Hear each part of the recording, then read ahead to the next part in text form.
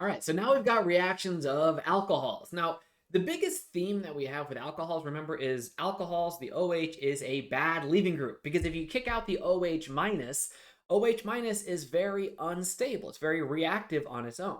So OH is not a good leaving group. So the theme of these reactions is we transform OH to some better leaving group and then we can kick it out via some different mechanism.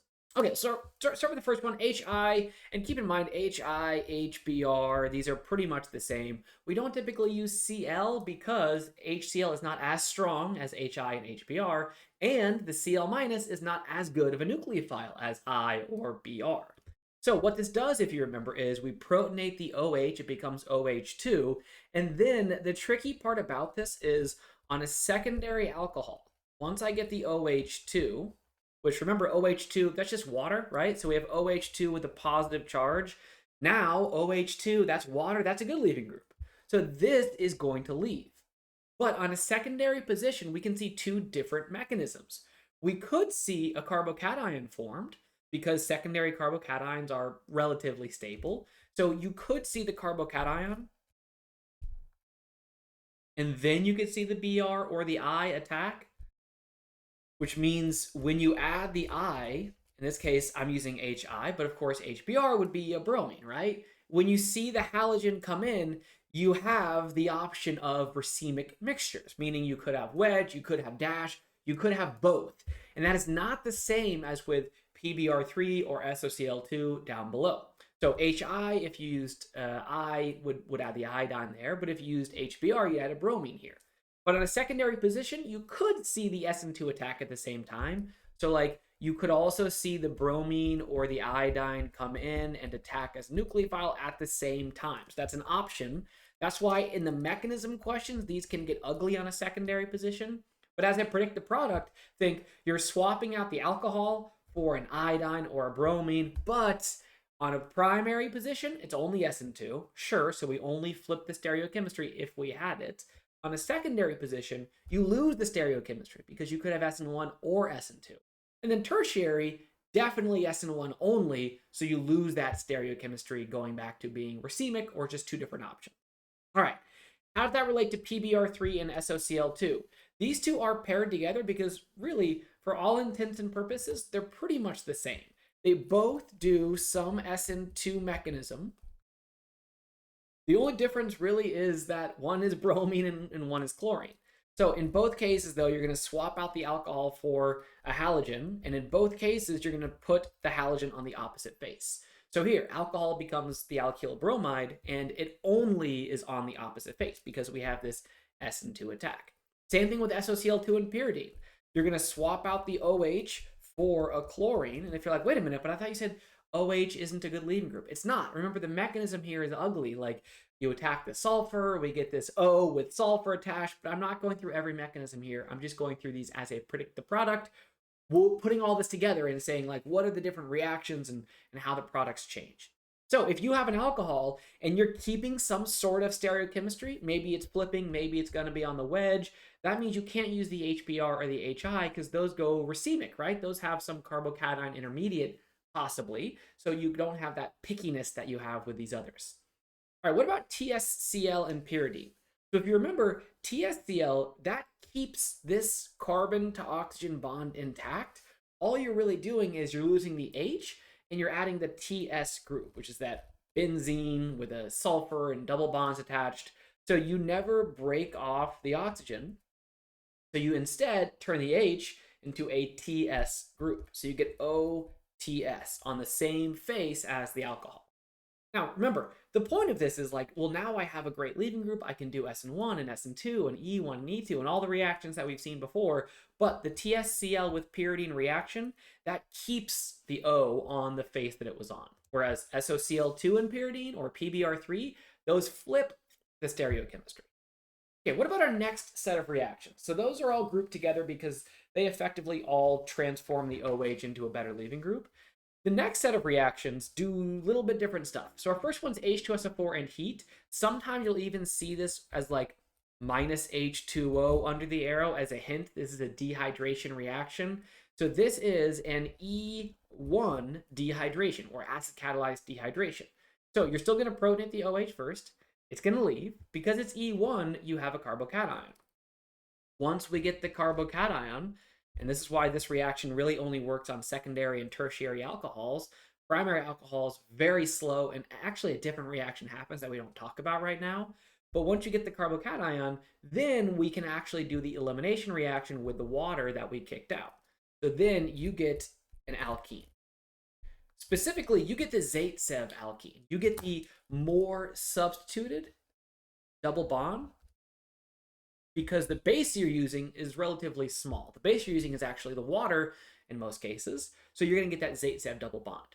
If you specifically want a Hofmann double bond, if you specifically want a less substituted double bond, you can't use this reaction. You've got to transform the OH into a better leaving group, like we were doing here maybe, and then we could use a big bulky base like potassium terbutoxide or LDA to get the double bond over to the end of the chain. So that's acid catalyzed dehydration. That's the Zaitsev product. What about these next two? The first one, potassium. To be honest, this first step, potassium, it could be a bunch of different things. So lithium, sodium, potassium, any of those group 1 metals, you might see like potassium standard or potassium solid. This is not KOH or KCl, it's just K, plain old potassium metal. What it does though is it effectively just rips the H off of the alcohol. So it turns the alcohol into an alk oxide. And here's the thing, it does not touch that oxygen, or the carbon rather. So it keeps this bond on a wedge because all you're doing is ripping the H off and you get a negative charge. That's step 1. Step 2, CH3I and DMSO. CH3I, remember, that is a methyl halide. So a methyl halide is really only going to do SN2. So we can't do SN1, there's no carbocation. Can't do E1 or E2 because you can't make a double bond here. So now what you have is you created the O with a negative charge. You created your strong nucleophile. What you're doing is you're attacking a methyl halide. So you're doing an SN2 attack here. So we attack the carbon, take out the iodine. So what you end up with is you end up with an ether, but it's really important. We never broke this carbon to oxygen bond from the alcohol. So that stays on a wedge the whole time. And all you're doing is now on this oxygen, you are now adding on a CH3 group. That process is called Williamson ether synthesis, if you've seen that. If you haven't, okay, it doesn't matter. It still does the same thing. You keep that and you're turning the OH, getting rid of the H, making it OCH3. All right, what about NaNH2? So I mentioned in step 1, you could use a bunch of different things to rip the H off. Some of the options are just strong bases, NaNH2, NaH, so you can see that as well, sodium hydride here. Those strong bases we've seen before, they can come in, rip the H off of the alcohol, just like we did in the previous reaction. We turn the OH into an O minus. Now it's a really good nucleophile. Step 2, ETBR, that is ethyl with a bromine. Just like up above, methyl halides love SN2. They really only do SN2. Primary alkyl halides still really love SN2. You could see E2, but very unlikely. SN2 is certainly the major product here. So really, this is the same thing. We're doing a nucleophilic attack where we attack the carbon, kick out the bromine, and again, we never touched this carbon to oxygen bond. It's going to stay as it is the whole time. So what you end up with, oxygen on a wedge, and now you're adding on 2 carbons this time. So you're adding on an ethyl chain there. So both of these are just different ways to make ethers, but the point is they're really the same mechanism. Step 1, use some strong base or some active metal, lithium, sodium, potassium.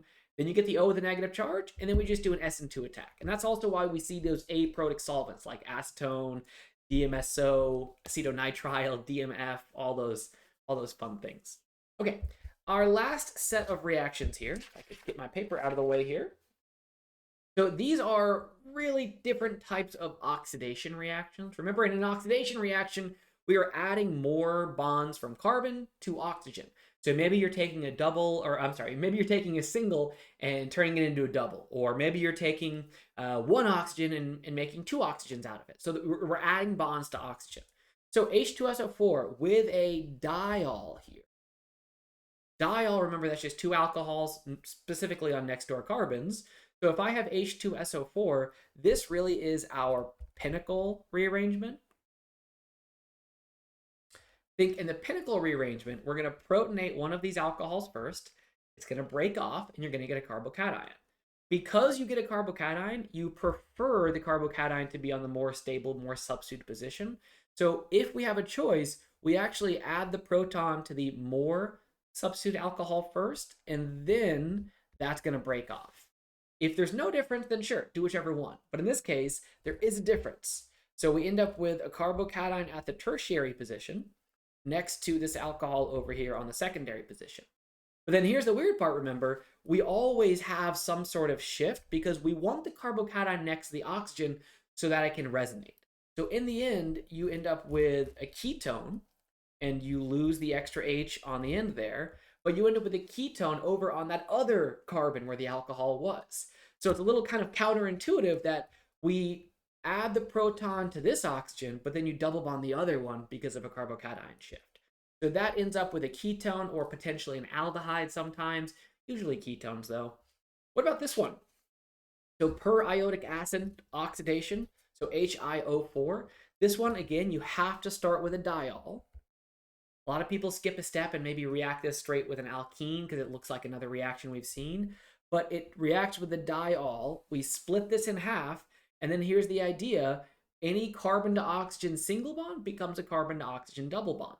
So I've got a 1, 2, 3 carbon piece, 1, 2, 3 carbon piece with that carbon oxygen in the middle. Now it becomes a double bond. Over here, I have a 2 carbon piece with a carbon to oxygen double bond on the end. So it looks like this. And that should look very strange because you're like, wait a minute, that looks weird.